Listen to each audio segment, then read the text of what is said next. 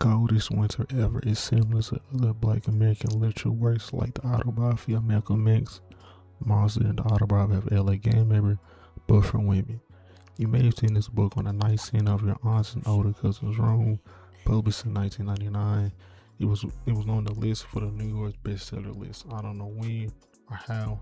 I couldn't find any information on when and how long it was on the New York bestseller list, but it was written by a sister soldier, a controversial political figure of the 90s advocating for black Americans that at one point had Bill Clinton sneak dissing her during her infamous speech due to her views on race in America.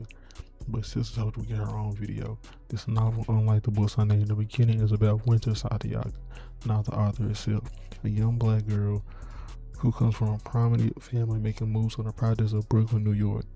We follow a young Winter as she describes her environment, family, and what she's been taught by everyone around her. Quick warning, if you think this book is about fashion, boys, you will be wrong.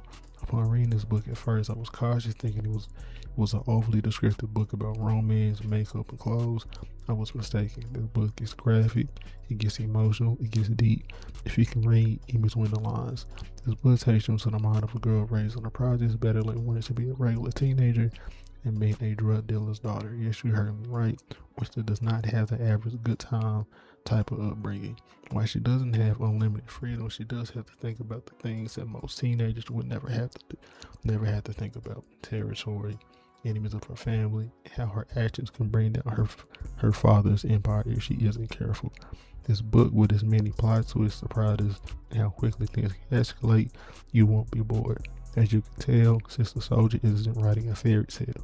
It is a realistic in how she describes the conditions of poverty, limited education individuals have to deal with in this environment, and what really goes on for those that have to navigate this setting every day. Sister Soldier herself was raised in the Bronx and experienced going from a regular house in a middle class family to living in a similar environment in winter. That's why you may think certain parts of this book has to be based on a real life story with how accurate it is, but it's not. Back to the book itself, as we get to see how unprepared winter is as the world is quickly turned upside down. I won't spoil what happens, but you'll be surprised just how quickly things go from 0 to 100. Sister Soldier also sprinkles in gems on lessons one has to learn in order to survive that still hold true no matter if you're in the slums or Beverly Hills. Ultimately, this book is a cautionary tale of what happens to some who keep choosing to go deeper into certain lifestyles.